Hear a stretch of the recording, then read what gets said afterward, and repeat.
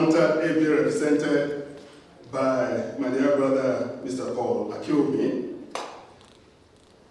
my colleagues from the United Nations system that are here today, captains of industry and the academia, the media fraternity, distinguished ladies and gentlemen. It is a real pleasure to be here today. I'm here on behalf of the resident coordinator, but I'm also the UNDP resident representative for Zimbabwe. And I want to use this opportunity to acknowledge the resounding partnership among three key players: UNCTAD, the government of Korea, and the government of Zimbabwe. Because without that partnership, what we're doing now wouldn't take place. And I want to really acknowledge and appreciate this partnership. And allow me to start by saying, development management across the world is currently working under VUCA context. VUCA, I mean, the very volatile, uncertain, complex, and ambiguous situation. And this has really created a lot of challenges for many developing countries, especially the small and vulnerable ones. This is further complemented by a number of issues, particularly the triple Cs. We just emerged from the outcome of COVID-19, the crisis all over the world in terms of conflicts, and also the perennial climate change that is affecting almost all the countries in the world, but with the largest impact on the African continent. All this have really made resilience quite challenging for developing countries to really manage.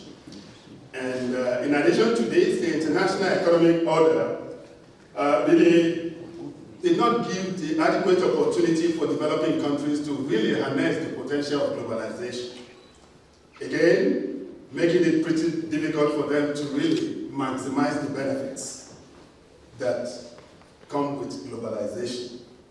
And in this regard, the need for us to have a kind of holistic approach in dealing with the spillover effects, as well as the side effect of not only the policies in the global economy, in the big economies, but also some of the relics of globalization. And that is why the need for productive capacity remains very critical. And to rouse in the United Nations system, spearheaded by UNCTAD, productive capacity remains a key solution to addressing some of the pressing development challenges many countries are currently facing. To rouse in the UN, we believe the productive capacity are critical assets and what I call a kind of catalytic way of dealing with some of the perennial things that are affecting developing countries. And if you manage it very well, they become key enablers for effectively achieving national development agenda. And there are so many areas in this focus on productive capacity enhancement. The first component of it relates to factors of production, where we talk about not only the natural capital, but also human capital, physical and financial capital as key factors of production. Unless we are able to enable these factors, it will be very difficult for us to push national development agenda, and particularly in the country Zimbabwe.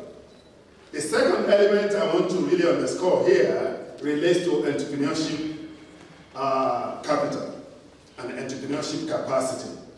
And we're talking about skills, the basic skills for employability in this regard. And we're also talking about the issue of technology and innovation. These three elements provide the basis for us to compete effectively on entrepreneurship development. And the last component relates to what we call the production linkages and productive linkages. This is where we talk about how do we harness the forward and backward linkages in our economy to push for inclusive growth and development. In this regard, Africa has so many areas which we've not been able to explore. In 2021, I published a book on Africa's agricultural renaissance, from paradox to powerhouse. The book was able to estimate that about $3.7 trillion are potential of backward and forward linkages in the agricultural sector alone. But Africa is only optimizing just about 0.5 billion. Meaning, the more we do and focus more attention on forward and backward linkages in the area of agriculture, in the area of our critical minerals, we have the opportunity of pushing the frontier of development. And I want to also underscore the fact that the significance and the values of productive capacity is quite immense, and they are critical for us to really push the frontier of development in Africa, and particularly in Zimbabwe. One, it helps to help us mitigate what we call the impact of external shocks on our domestic economy. Without very solid productive capacity, it will be difficult for us to mitigate this. And also, secondly, it helps us to really create the pathway for structural economic transformation and economic diversification. This is where we talk about promoting what we call inclusive growth, creating decent jobs, and also creating opportunity for fiscal space for us to take decisions on things that matters on development. And lastly on that, it facilitates what I call smart engagement and international fora. With this is where we have capacity to effectively negotiate on critical things that affect not only the country but also the continent, but also it provides opportunity for us to really mobilize the needed partnership for development and mobilize resources for effective development. Distinguished ladies and gentlemen, I want to underscore the fact that productive capacity is a key solution to addressing perennial and emerging development challenges across developing countries. And the fact that this National Productive Capacity Gap Assessment of Zimbabwe that we're launching today, through the courtesy of the partnership between among UNCTAD, the government of Korea and the government of Zimbabwe, it's really a good opportunity for us to really listen to some of the things and discussions we had yesterday when we were validating the productive capacity index that this partnership has really led to. And I want to really underscore the fact that there are about 8 components of this productive capacity index. And allow me to just mention a few of them. What they call the national capital, natural capital is one of them. The human capital is another. The issue of transport, energy, ICT, private sector, institutions, and structure, what they call structural changes. These are the key elements of the productive capacity indicators index that have been discussed and validated yesterday. I just want to really mention the fact that the national program on productive capacity gap assessment being launched today offers recommendations on a number of areas. But allow me to really underscore and underpin just about 3 or 4 of them. One, it provides opportunity for us to leverage comparative advantages of Zimbabwe.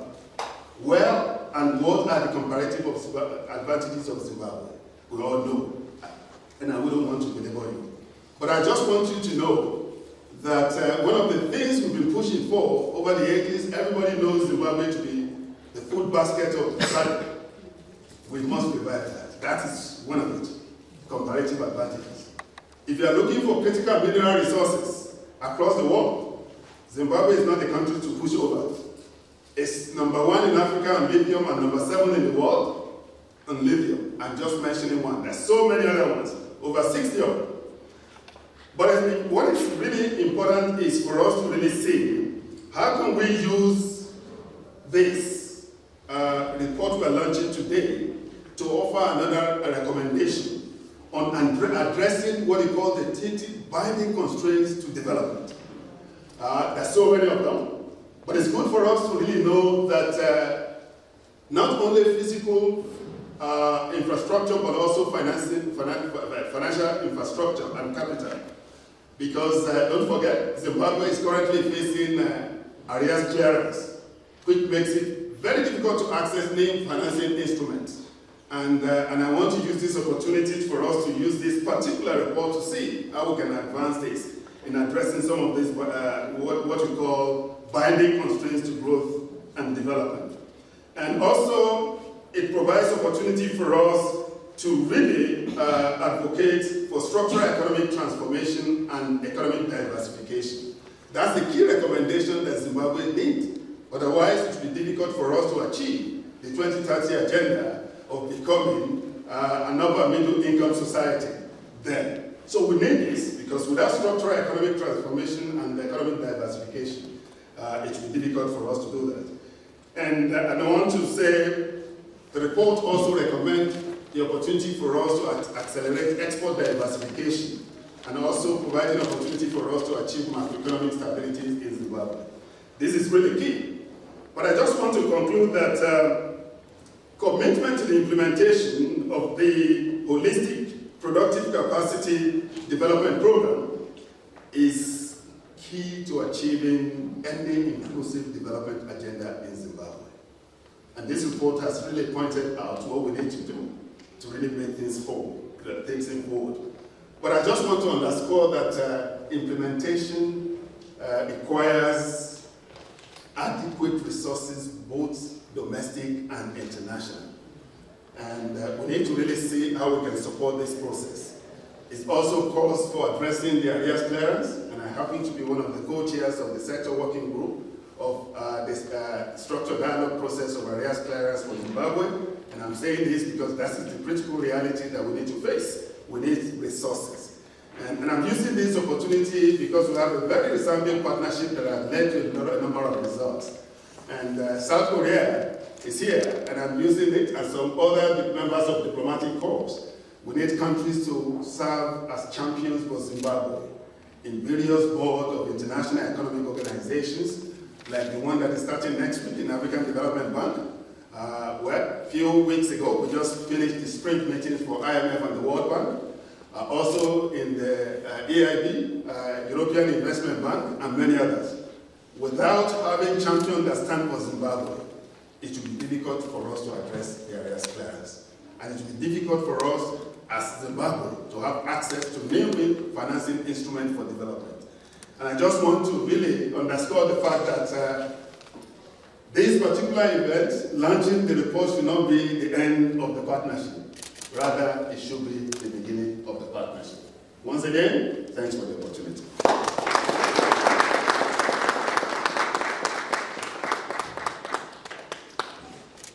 Thank you very much, Dr. Odusola, for delivering those remarks on behalf of the UN Resident.